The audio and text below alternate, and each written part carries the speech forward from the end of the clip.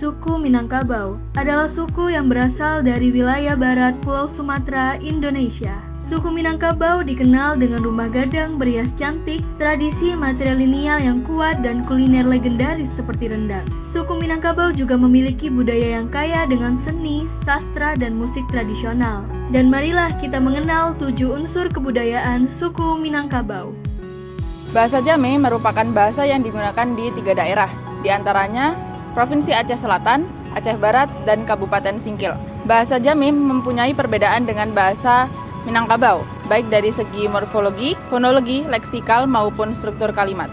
Menurut Abdullah, Marlian, Rohana, dan Gade tahun 1990, salah satu bahasa yang mengalami kontak bahasa Minangkabau adalah bahasa Jame.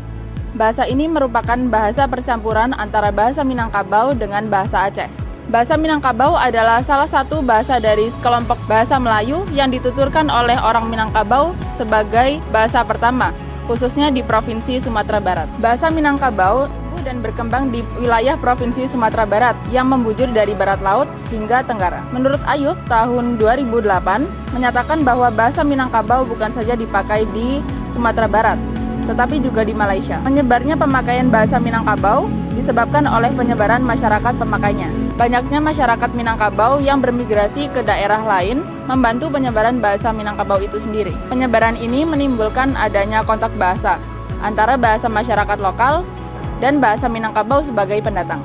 Bahasa Minangkabau di Provinsi Sumatera Barat terdiri dari atas 5 dialek, yaitu dialek Pasaman, dialek Agam, Tanah Datar, dialek 50 Kota, dialek Kota Baru, dan dialek Pancung.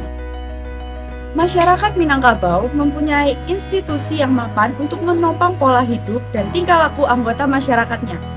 Bukan hanya budaya dan adat istiadatnya, namun ada juga sistem kepercayaan serta agama yang dianut dalam suku Minangkabau. Masyarakat Minangkabau umumnya memeluk agama Islam. Agama Islam pertama kali masuk di Minangkabau adalah di Tapaktis yang dikembangkan oleh Syekh Madinah. Masyarakat Minangkabau dikenal sangat taat terhadap ajaran agama Islam. Selain itu, kehidupan mereka juga dipengaruhi oleh nilai-nilai Islami, mulai dari kegiatan keagamaan, pelajaran agama, dan kegiatan belajar mengajar yang dilakukan oleh seorang syekh atau kiai. Dalam kehidupan masyarakat Minangkabau, jika ada rakyat suku Minang yang keluar dari agama Islam, maka ia sudah tidak lagi dianggap sebagai bagian dari suku Minang. Suku Minangkabau adalah salah satu etnis di Indonesia yang memiliki kekayaan adat dan budaya yang khas. Masyarakat Minangkabau dikenal dengan sistem matrilineal di mana keturunan dan harta warisan diwariskan melalui garis ibu. Rumah gadang, bangunan tradisional Minangkabau dengan bentuk atap yang melengkung tinggi menjadi ciri khas arsitektur mereka. Lagu-lagu tradisional seperti talempong dan saluang juga merefleksikan identitas musikal suku ini. Dan juga terdapat makanan khas seperti rendang, gulai, dan sate padang menjadi bukti kekayaan kuliner mereka yang mendunia. Nah, untuk sistem sosial budaya Minangkabau, suku Minangkabau memiliki sistem sosial dan kekerabatan yang unik. Mereka menganut sistem matrilineal di mana garis keturunan diturunkan melalui ibu. Satuan keluarga terkecil adalah semande yang terdiri dari ibu, anak-anak perempuan, dan anak laki-laki yang belum menikah. Sistem kekerabatan ini juga mempengaruhi sistem perkawinan, di mana mempelai wanita dan laki-laki dari satu suku tidak boleh menikah. Selain itu, dalam sistem ini peran penghulu sebagai pemimpin formal dari kesukuan sangat penting. Meskipun demikian, beberapa penelitian menunjukkan adanya pergeseran sosial yang mempengaruhi praktik sistem kekerabatan matrilineal di Minangkabau. Sistem sosial Minangkabau juga mencakup struktur politik dan pemerintahan lokal. Mereka memiliki konsep adat Basandi Syarak Basandi Kitabullah yang menggabungkan ajaran Islam dengan adat istiadat setempat.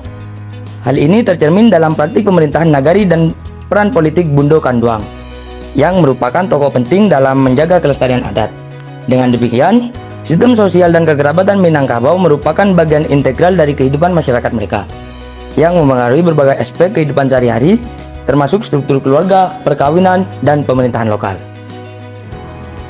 Mata pencarian suku Minangkabau terdiri dari berbagai sumber daya, di mana beberapa dari mereka terkenal dalam bidang pertanian dan perdagangan. Berikut adalah beberapa mata pencarian utama dalam suku Minangkabau. Yang pertama adalah pertanian. Sebagian besar masyarakat suku Minangkabau bekerja sebagai petani, terutama dalam pertanian keliling dan kebunan. Yang kedua adalah perdagangan. Perdagangan Minangkabau merupakan salah satu mata pencaharian utama bagi masyarakat ini, terutama di daerah pesisir. Mereka memiliki jiwa perdagangan yang cukup tinggi dan banyak mereka berasal dari ranah Minangkabau untuk menjual hasil bumi seperti lada di perantauan. Yang ketiga adalah perdagangan. Orang Minangkabau banyak melakukan perdagangan dari hasil kerajinan seperti kerajinan perak, emas, dan sepatu. Mereka juga terkenal dalam bidang perdagangan industri dan jasa.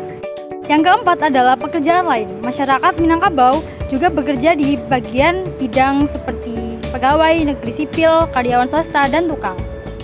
Meskipun faktor ekologis mungkin mengakibatkan penurunan kegiatan pertanian, masyarakat Minangkabau masih menjaga kestabilan dalam bidang ekonomi dengan mengembangkan beberapa sumber daya baru, seperti bisnis, produksi baja, dan manufaktur. Halo semuanya, di sini aku mau menjelaskan tentang migrasi suku Minangkabau. Migrasi suku Minangkabau merupakan bagian penting dari tradisi dan budaya mereka.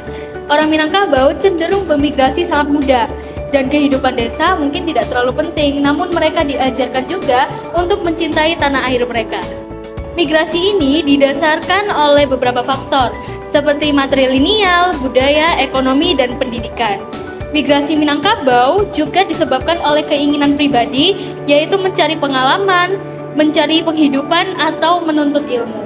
Sebuah penelitian tentang migrasi suku Minangkabau asal Bukit Tinggi ke Lampung Tengah menunjukkan bahwa migrasi ini dipengaruhi oleh berbagai aspek, yaitu aspek sosial budaya, aspek ekonomi, dan pendidikan. Kesuksesan kerabat yang bermigran lebih dahulu biasanya ini menjadi motivasi bagi penduduk lainnya yang belum bermigran. Dan faktor-faktor yang tadi adalah untuk mencari pengalaman hidup dan mencari penghidupan yang lebih baik. Sekarang ini lagi di Carousel Minang dengan siapa? Ina. Boleh kita bertanya dulu Kak, itu tentang masakan Padang ya. Biasanya menu Padang apa yang selalu ada di acara-acara besar? Rendang, jengkol. Terus ada rasa khas makanan Padang itu lebih condong ke pedas, asin atau manis? Pedas, asin, sama bau-bau rempah gitu. Bisa dikasih tahu kenapa alasannya ada rasa-rasa lebih condong ke pedas gitu Kak? Ini aneka rempah, semua rempah kayaknya, kayak cengkeh, pala terus masuk semua. Pekat dia berarti ya? Ya. Pertanyaan terakhirnya itu ada apa aja sih komponen utama yang harus ada di dalam nasi Padang versi orang Minang? Oh, yang daun singkong sama sambal hijau gitu. Iya. Dadah, cukup aja. Terima kasih Kak Vina.